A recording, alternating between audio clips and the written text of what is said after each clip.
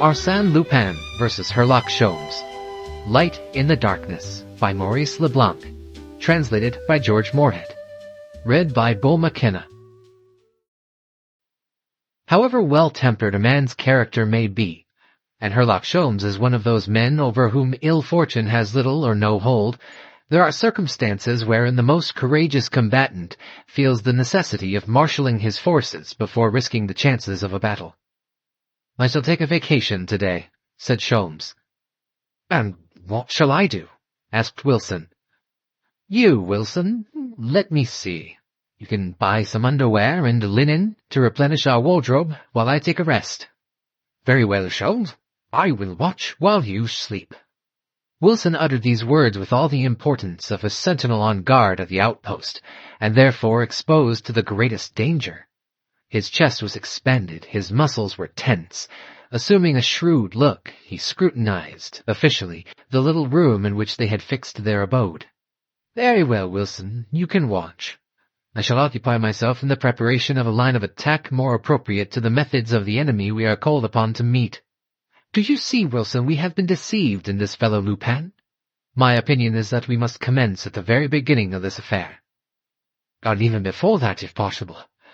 But have we sufficient time?" 9 days, dear boy. That is 5 too many." The Englishman spent the entire afternoon in smoking and sleeping. He did not enter upon his new plan of attack until the following day. Then he said, "Wilson, I am ready. Let us attack the enemy." "Lead on, Macduff," exclaimed Wilson, full of martial ardor. "I wish to fight in the front rank. Oh, have no fear. I shall do credit to my king and country, for I am an Englishman." In the first place, Sholmes had 3 long and important interviews, with Monsieur d'Etnan, whose rooms he examined with the greatest care and precision, with Suzanne Gerbois, whom he questioned in regard to the blonde lady, and with Sister Auguste, who had retired to the convent of the Visitandines since the murder of Baron d'Autrec. At each of these interviews, Wilson had remained outside, and each time he asked, "Satisfactory?" "Quite so." "I was sure we were on the right track." They paid a visit to the 2 houses adjoining that of the late Baron d'Autrec in the avenue Henri Martin.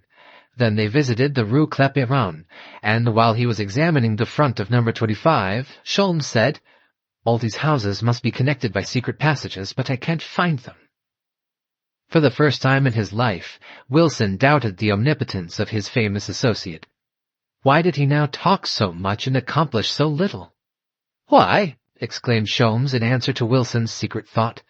"Because, with this fellow Lupin, a person has to work in the dark, and instead of deducting the truth from established facts, a man must extract it from his own brain, and afterward learn if it is supported by the facts in the case." "But what about the secret passages?" "They must exist. But even though I should discover them, and thus learn how Arsène Lupin made his entrance to the lawyer's house, and how the blonde lady escaped from the house of Baron d'Autrec after the murder, what good would it do? How would it help me? How would it furnish me with a weapon of attack?" "Let us attack him just the same," exclaimed Wilson, who had scarcely uttered these words when he jumped back with a cry of alarm. Something had fallen at their feet. It was a bag filled with sand which might have caused them serious injury if it had struck them. Sholmes looked up. Some men were working on a scaffolding attached to the balcony at the 5th floor of the house. He said, "We were lucky. 1 step more and that heavy bag would have fallen on our heads. I wonder if—" Moved by a sudden impulse, he rushed into the house, up the 5 flights of stairs, rang the bell, pushed his way into the apartment to the great surprise and alarm of the servant who came to the door, and made his way to the balcony in front of the house. But there was no one there. "Where are the workmen who were here a moment ago?" he asked the servant. "Well, they have just gone." "Which way did they go?" "By the servants' stairs." Sholmes leaned out of the window. He saw 2 men leaving the house, carrying bicycles. They mounted them and quickly disappeared around the corner. "How long have they been working on the scaffolding?" "Those men? Only since this morning. It is their first day." Sholmes returned to the street and joined Wilson. Together they returned to the hotel, and thus the second day ended in a mournful silence. On the following day their program was almost similar. They sat together on a bench in the avenue Henri Martin, much to Wilson's disgust, who did not find it amusing to spend long hours watching the house in which the tragedy had occurred. "What do you expect, Sholmes? That Arsène Lupin will walk out of the house?" "No." "That the blonde lady would make her appearance?" "No." "What then?" "I'm looking for something to occur, some slight incident that will furnish me with a clue to work on." "And if it does not occur?" "Then I must myself create the spark that will set fire to the powder." A solitary incident, and that of a disagreeable nature, broke the monotony of the forenoon. A gentleman was riding along the avenue when his horse suddenly turned aside in such a manner that it ran against the bench on which they were sitting, and struck Sholmes a slight blow on the shoulder. "Ha!" exclaimed Sholmes. "A little more and I would have had a broken shoulder." The gentleman struggled with his horse. The Englishman drew his revolver and pointed it, but Wilson seized his arm and said, "Don't be foolish. What are you going to do, kill the man?" "Leave me alone, Wilson, let go." During the brief struggle between Sholmes and Wilson, the stranger rode away. "Now you can shoot," said Wilson triumphantly when the horseman was at some distance. "Wilson, you're an idiot. Don't you understand that the man is an accomplice of Arsène Lupin?" Sholmes was trembling from rage. Wilson stammered pitifully, "What? That man? An accomplice?" "Yes, the same as the workman who tried to drop the bag of sand on us yesterday." "It can't be possible." "Possible or not, there was only one way to prove it." "By killing the man?"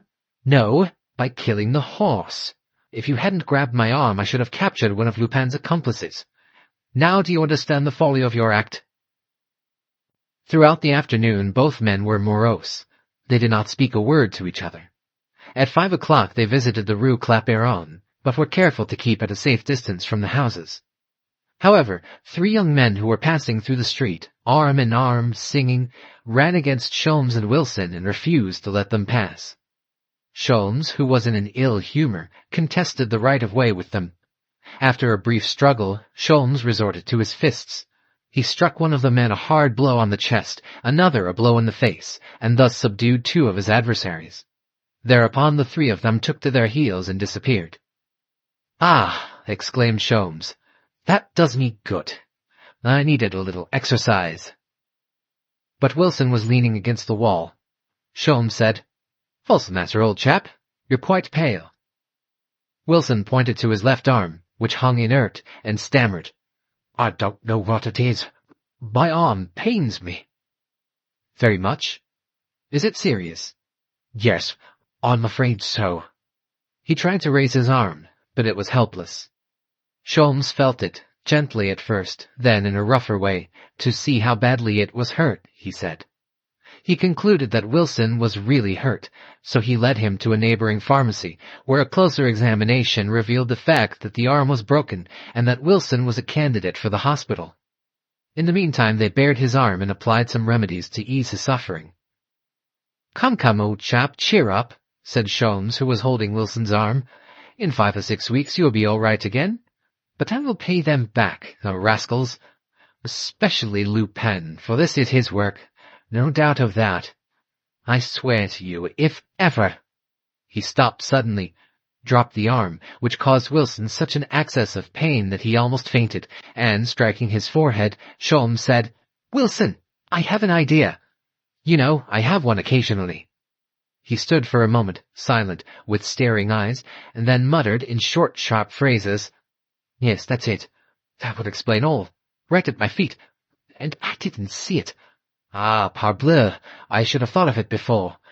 Wilson, I shall have good news for you." Abruptly leaving his old friend, Sholmes ran into the street and went directly to the house known as No. 25. On one of the stones to the right of the door, he read this inscription, "Destange, Architect, 1875. There was a similar inscription on the house numbered 23. Of course, there was nothing unusual in that, but what might be read on the houses in the avenue Henri Martin? A carriage was passing. He engaged it and directed the driver to take him to No. 134 Avenue Henri Martin. He was roused to a high pitch of excitement. He stood up in the carriage and urged the horse to greater speed. He offered extra pourboires to the driver. "Quicker, quicker." How great was his anxiety as they turned from the Rue de la Pompe. Had he caught a glimpse of the truth at last? On one of the stones of the late Baron's house he read the words, Destange, Architect, 1874, and a similar inscription appeared on the two adjoining houses. The reaction was such that he settled down in the seat of the carriage, trembling from joy. At last a tiny ray of light had penetrated the dark shadows which encompassed these mysterious crimes. In the vast sombre forest wherein 1,000 pathways crossed and recrossed, he had discovered the first clue to the track followed by the enemy. He entered a branch post office and obtained telephonic connection with the Château de Crozon. The Countess answered the telephone call. "Hello, is that you, madame?" "Monsieur Sholmes, isn't it? Everything going all right?" "Quite well, but I wish to ask you one question." "Hello?" "Yes, I hear you." "Tell me, when was the Château de Crozon built?" "It was destroyed by fire and rebuilt about 30 years ago." "Who built it, and in what year?" "There's an inscription on the front of the house which reads, Lucien Destange, Architect, 1877. "Thank you, madame, that is all. Goodbye." He went away murmuring, Destange, Lucien Destange. That name has a familiar sound. He noticed the public reading room, entered, consulted a dictionary of modern biography, and copied the following information. Lucien Destange, born 1840, Grand Prix de Rome, officer of the Legion of Honor, author of several valuable books on architecture, etc. Then he returned to the pharmacy and found that Wilson had been taken to the hospital. There Sholmes found him with his arm in splints and shivering with fever. "Victory! Victory!" cried Sholmes. "I hold one end of the thread." "Of what thread?" "The one that leads to victory. I shall now be walking on solid ground, where there will be footprints, clues." "Cigarette ashes?" asked Wilson, whose curiosity had overcome his pain. "And many other things. Just think, Wilson. I have found the mysterious link which unites the different adventures in which the blonde lady played a part. Why did Lupin select those 3 houses for the scenes of his exploits?" "Yes, why?" "Because those 3 houses were built by the same architect." "That was an easy problem, eh?" "Of course. But who would have thought of it?" "No one but you." "And who, except I, knows that the same architect, by the use of analogous plans, has rendered it possible for a person to execute 3 distinct acts which, though miraculous in appearance, are in reality quite simple and easy?" "That was a stroke of good luck." "And it was time, dear boy, as I was becoming very impatient. You know this is our 4th day." "Out of 10. "Oh, after this." Sholmes was excited, delighted, and gayer than usual. "And when I think that these rascals might have attacked me in the street and broken my arm just as they did yours. Isn't that so, Wilson?" Wilson simply shivered at the horrible thought. Sholmes continued, "We must profit by the lesson. I can see, Wilson, that we were wrong to try and fight Lupin in the open, and leave ourselves exposed to his attacks." "I can see it, and feel it, too, in my broken arm," said Wilson. "You have one consolation, Wilson. That is, that I escaped. Now I must be doubly cautious. In an open fight he will defeat me, but if I can work in the dark, unseen by him, I have the advantage, no matter how strong his forces may be." "Ganimard might be of some assistance." "Never. On the day that I can truly say Arsène Lupin is there, I show you the quarry and how to catch it. I shall go and see Ganimard at one of the 2 addresses that he gave me, his residence in the Rue Pergolese, or at the Suisse Tavern in the Place du Châtelet. But until that time, I shall work alone." He approached the bed, placed his hand on Wilson's shoulder, on the sore one, of course, and said to him, "Take care of yourself, old fellow. Henceforth your role will be to keep 2 or 3 of Arsène Lupin's men busy watching here in vain for my return to inquire about your health. It is a secret mission for you, eh?" "Yes, and I shall do my best to fulfill it conscientiously." "Then you do not expect to come here any more?" "What for?" asked Sholmes. "I don't know. Of course, I am getting on as well as possible, but, Herlock, do me a last service. Give me a drink." "A drink?" "Yes, I am dying of thirst, and with my fever." "To be sure. Directly."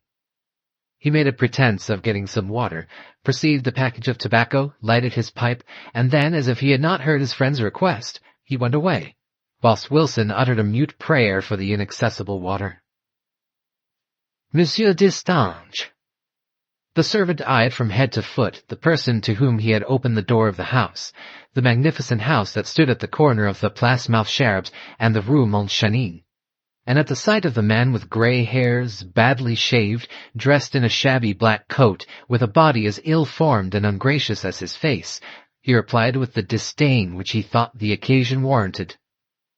"Monsieur Destange may or may not be at home. That depends. Has Monsieur a card?"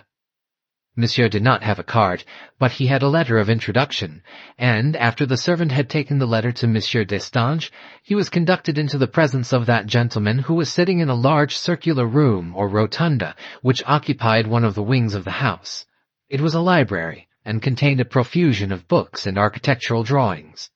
When the stranger entered, the architect said to him, "You are Monsieur Stickman?"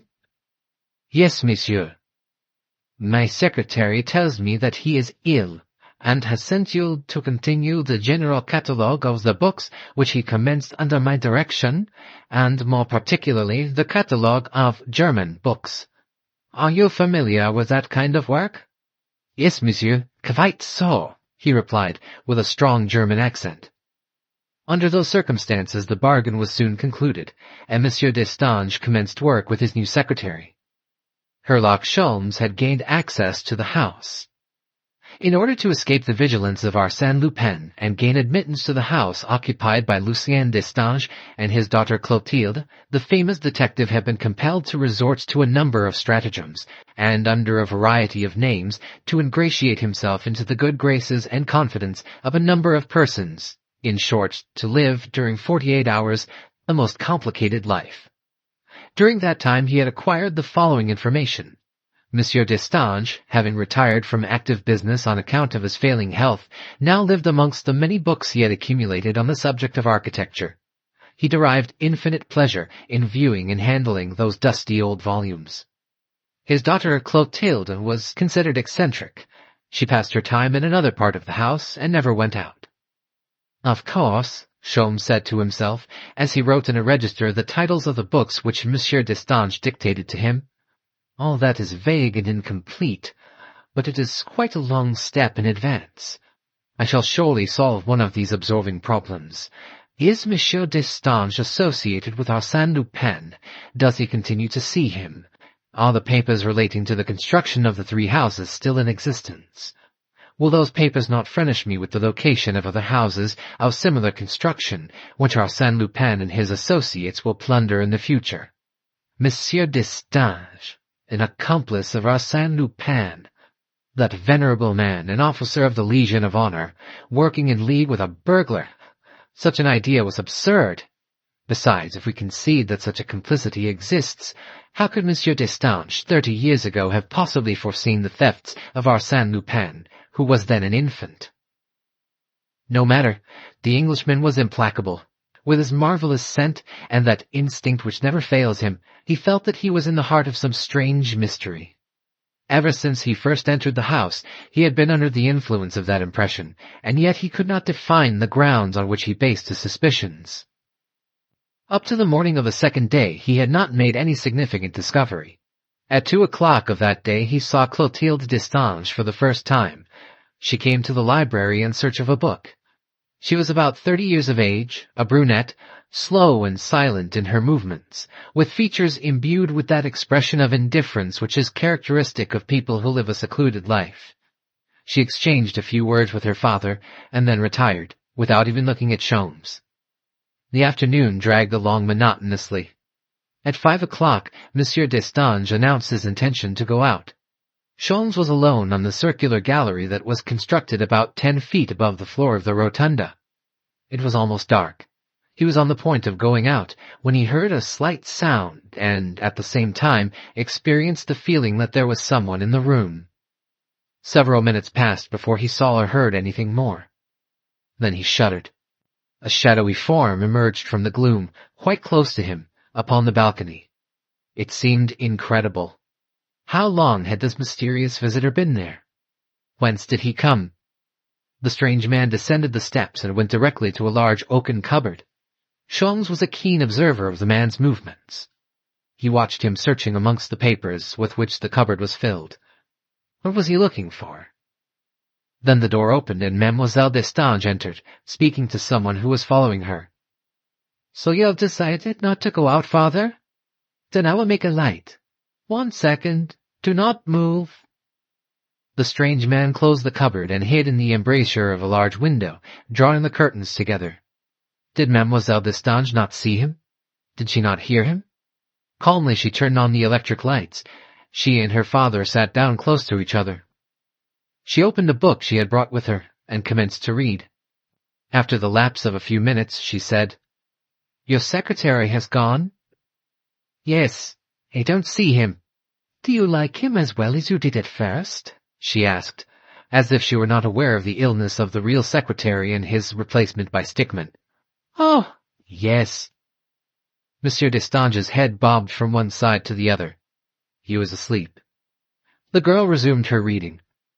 A moment later, one of the window curtains was pushed back, and the strange man emerged and glided along the wall toward the door, which obliged him to pass behind Monsieur Destange, but in front of Clotilde, and brought him into the light so that Herlock Sholmes obtained a good view of the man's face. It was Arsène Lupin. The Englishman was delighted. His forecast was verified. He had penetrated to the very heart of the mystery, and found Arsène Lupin to be the moving spirit in it. Clotilde had not yet displayed any knowledge of his presence, although it was quite improbable that any movement of the intruder had escaped her notice. Lupin had almost reached the door, and, in fact, his hand was already seeking the doorknob, when his coat brushed against a small table and knocked something to the floor. Monsieur Destange awoke with a start. Arsène Lupin was already standing in front of him, hat in hand, smiling. "Maxime Bermond!" exclaimed Monsieur Destange joyfully. "My dear Maxime, what lucky chance brings you here?" "The wish to see you and Mademoiselle Destange." "When did you return from your journey?" "Yesterday." "You must stay to dinner." "No, thank you. I am sorry, but I have an appointment to dine with some friends at a restaurant." "Come tomorrow, then. Clotilde, you must urge him to come tomorrow. Ah, my dear Maxime, I thought of you many times during your absence." "Really?" "Yes. I went through all my old papers in that cupboard, and found our last statement of account." "What account?" "Relating to the Avenue Henri Martin." "Ah, do you keep such papers? What for?" Then the three of them left the room, and continued their conversation in a small parlor which adjoined the library. "Is it Lupin?" Sholmes asked himself, in a sudden access of doubt. Certainly, from all appearances, it was he, and yet it was also someone else who resembled Arsène Lupin in certain respects, and who still maintained his own individuality, features, and color of hair. Sholmes could hear Lupin's voice in the adjoining room. He was relating some stories at which Monsieur Destange laughed heartily, and which even brought a smile to the lips of the melancholy Clotilde. And each of those smiles appeared to be the reward which Arsène Lupin was seeking, and which he was delighted to have secured. His success caused him to redouble his efforts, and insensibly, at the sound of that clear and happy voice, Clotilde's face brightened and lost that cold and listless expression which usually pervaded it. "They love each other," thought Sholmes. "But what the deuce can there be in common between Clotilde Destange and Maxime Bermond? Does she know that Maxime is none other than Arsène Lupin?" Until 7 o'clock, Sholmes was an anxious listener, seeking to profit by the conversation. Then, with infinite precaution, he descended from the gallery, crept along the side of the room to the door in such a manner that the people in the adjoining room did not see him. When he reached the street, Sholmes satisfied himself that there was neither an automobile nor a cab waiting there. Then he slowly limped along the boulevard Malesherbes. He turned into an adjacent street. donned the overcoat which he had carried on his arm, altered the shape of his hat, assumed an upright carriage, and, thus transformed, returned to a place whence he could watch the door of Monsieur Destange's house. In a few minutes, Arsène Lupin came out, and proceeded to walk toward the centre of Paris by way of the Rues de Constantinople and London. Herlock Sholmes followed at a distance of 100 paces. Exciting moments for the Englishman. He sniffed the air eagerly, like a hound following a fresh scent. It seemed to him a delightful thing thus to follow his adversary. It was no longer Herlock Sholmes who was being watched, but Arsène Lupin, the invisible Arsène Lupin. He held him, so to speak, within the grasp of his eye, by an imperceptible bond that nothing could break, and he was pleased to think that the quarry belonged to him. But he soon observed a suspicious circumstance. In the intervening space between him and Arsène Lupin, he noticed several people traveling in the same direction, particularly 2 husky fellows in slouch hats on the left side of the street, and 2 others on the right wearing caps and smoking cigarettes. Of course, their presence in that vicinity may have been the result of chance, but Sholmes was more astonished when he observed that the 4 men stopped when Lupin entered a tobacco shop, and still more surprised when the 4 men started again after Lupin emerged from the shop, each keeping to his own side of the street. "Curse it," muttered Sholmes, "he is being followed." He was annoyed at the idea that others were on the trail of Arsène Lupin, that someone might deprive him, not of the glory, he cared little for that, but of the immense pleasure of capturing single-handed the most formidable enemy he had ever met. And he felt that he was not mistaken. The men presented to Sholmes' experienced eye the appearance and manner of those who, while regulating their gait to that of another, wish to present a careless and natural air. "Is this son of Ganimard's work?" muttered Sholmes. "Is he playing me false?" He felt inclined to speak to one of the men with a view of acting in concert with him. But as they were now approaching the boulevard, the crowd was becoming denser, and he was afraid he might lose sight of Lupin. So he quickened his pace and turned into the boulevard just in time to see Lupin ascending the steps of the Hungarian restaurant at the corner of the Rue de Helder.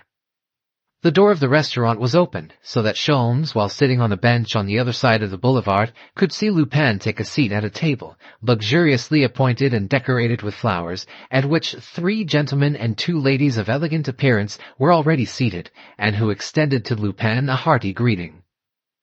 Sholmes now looked about for the 4 men, and perceived them amongst a crowd of people who were listening to a gypsy orchestra that was playing in a neighboring café. It was a curious thing that they were paying no attention to Arsène Lupin, but seemed to be friendly with the people around them. One of them took a cigarette from his pocket and approached a gentleman who wore a frock coat and silk hat. The gentleman offered the other his cigar for a light, and Sholmes had the impression that they talked to each other much longer than the occasion demanded. Finally, the gentleman approached the Hungarian restaurant, entered, and looked around. When he caught sight of Lupin, he advanced and spoke to him for a moment, then took a seat at an adjoining table. Sholmes now recognized this gentleman as the horseman who had tried to run him down in the Avenue Henri Martin. Then Sholmes understood that these men were not tracking Arsène Lupin. They were a part of his band. They were watching over his safety. They were his bodyguard, his satellites, his vigilant escort. Wherever danger threatened Lupin, these confederates were at hand to avert it, ready to defend him. The 4 men were accomplices. The gentleman in the frock coat was an accomplice. These facts furnished the Englishman with food for reflection. Would he ever succeed in capturing that inaccessible individual? What unlimited power was possessed by such an organization, directed by such a chief?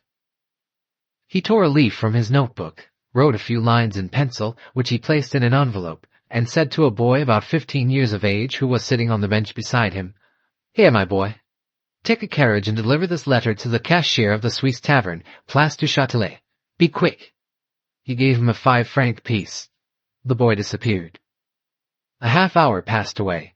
The crowd had grown larger, and Sholmes perceived only at intervals the accomplices of Arsène Lupin. Then someone brushed against him and whispered in his ear, "Well, what is it, Monsieur Sholmes?" "Ah, it is you, Ganimard." "Yes, I received your note at the tavern. What's the matter?" "He is there." What do you mean? There, in the restaurant. Lean to the right. Do you see him now? No. He is pouring a glass of champagne for the lady. That is not Lupin. Yes, it is. But I tell you... Ah, yet it may be. It looks a great deal like him, said Ganimard naively. And the others? Accomplices? No. The lady sitting beside him is Lady Cliveden. The other is the Duchess de Cleves. The gentleman sitting opposite Lupin is the Spanish ambassador to London. Ganimard took a step forward. Sholmes retained him. Be prudent. You are alone. So is he. No, he has a number of men on the boulevard mounting guard. And inside the restaurant, that gentleman. And I, when I take Arsène Lupin by the collar and announce his name, I shall have the entire room on my side, and all the waiters. I should prefer to have a few policemen. But, Monsieur Sholmes, we have no choice. We must catch him when we can. He was right. Sholmes knew it. It was better to take advantage of the opportunity and make the attempt. Sholmes simply gave this advice to Ganimard. Conceal your identity as long as possible. Sholmes glided behind a newspaper kiosk, whence he could still watch Lupin, who was leaning toward Lady Cliveden, talking and smiling. Ganimard crossed the street, hands in his pockets as if he were going down the boulevard, but when he reached the opposite sidewalk he turned quickly and bounded up the steps of the restaurant. There was a shrill whistle. Ganimard ran against the head waiter, who had suddenly planted himself in the doorway and now pushed Ganimard back with a show of indignation, as if he were an intruder whose presence would bring disgrace upon the restaurant. Ganimard was surprised. At the same moment the gentleman in the frock coat came out. He took the part of the detective and entered into an exciting argument with the waiter. Both of them hung on to Ganimard, one pushing him in, the other pushing him out in such a manner that, despite all his efforts and despite his furious protestations, the unfortunate detective soon found himself on the sidewalk. The struggling men were surrounded by a crowd. Two policemen, attracted by the noise, tried to force their way through the crowd, but encountered a mysterious resistance and could make no headway through the opposing backs and pressing shoulders of the mob. But suddenly, as if by magic, the crowd parted and the passage to the restaurant was clear. The head waiter, recognizing his mistake, was profuse in his apologies.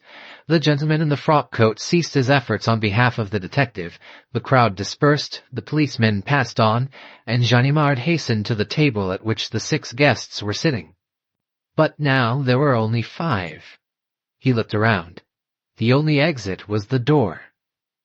"The person who was sitting here," he cried to the 5 astonished guests. "Where is he?" "Monsieur Destro?" "No, Arsène Lupin." A waiter approached and said, "The gentleman went upstairs."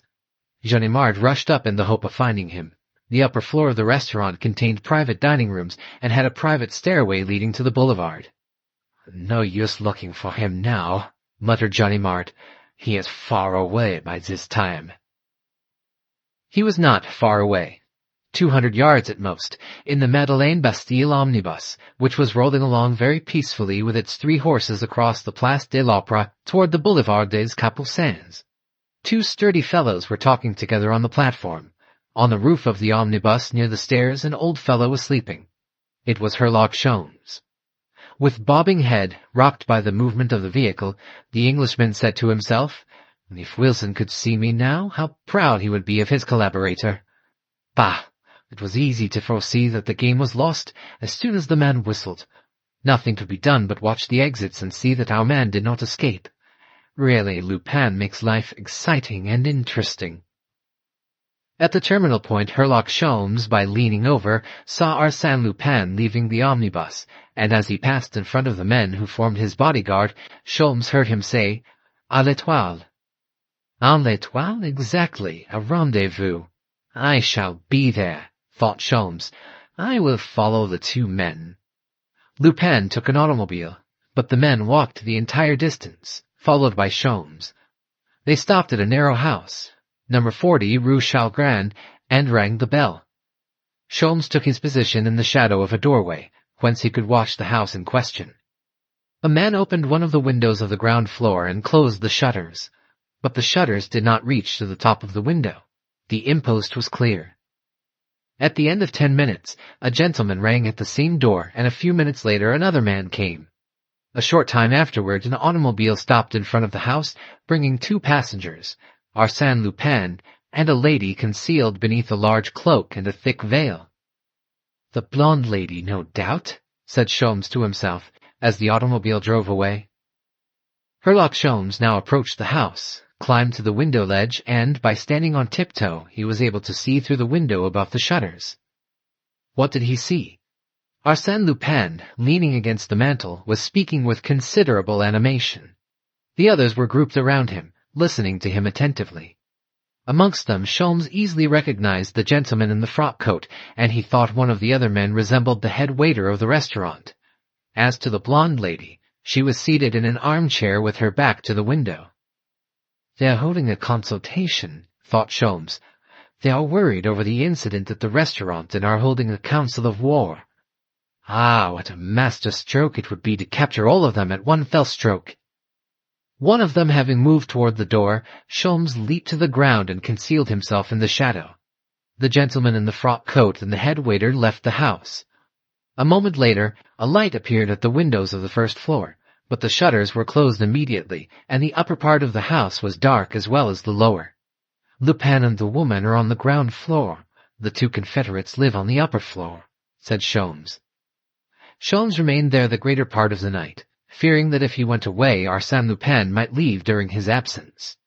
At 4 o'clock, seeing 2 policemen at the end of the street, he approached them, explained the situation, and left them to watch the house. He went to Ganimard's residence in the Rue Pergolese and awakened him. "I have him yet," said Sholmes. "Arsène Lupin?" "Yes." "If you haven't got any better hold on him than you had a while ago, I might as well go back to bed. But we may as well go to the station house." They went to the police station in the Rue Mesnil, and from there to the residence of the commissary, Monsieur Descointres. Then, accompanied by half a dozen policemen, they went to the Rue Chalgrin. "Anything new?" asked Sholmes, addressing the 2 policemen. "Nothing." It was just breaking day when, after taking necessary measures to prevent escape, the commissary rang the bell and commenced to question the concierge. The woman was greatly frightened at this early morning invasion, and she trembled as she replied that there were no tenants on the ground floor. "What, not a tenant?" exclaimed Ganimard. "No, but on the first floor there are 2 men named Leroux. They have furnished the apartment on the ground floor for some country relations." "The gentleman and lady?" "Yes." "Who came here last night?" "Perhaps, but I don't know. I was asleep. But I don't think so, for the key is here. They did not ask for it." With that key, the commissary opened the door of the ground floor apartment. It comprised only 2 rooms, and they were empty. "Impossible!" exclaimed Sholmes. "I saw both of them in this room." "I don't doubt your word," said the commissary, "but they are not here now." "Let us go to the first floor. They must be there." "The first floor is occupied by 2 men named Leroux." "We will examine the Messieurs Leroux." They all ascended the stairs, and the commissary rang. At the second ring a man opened the door. He was in his shirt-sleeves. Sholmes recognized him as one of Lupin's bodyguard. The man assumed a furious air. "What do you mean by making such a row at this hour of the morning, waking people up?" But he stopped suddenly, astounded. God forgive me. Really, gentlemen, I didn't notice who it was. Why, it is Monsieur Descointres, and you, Monsieur Ganimard. What can I do for you?"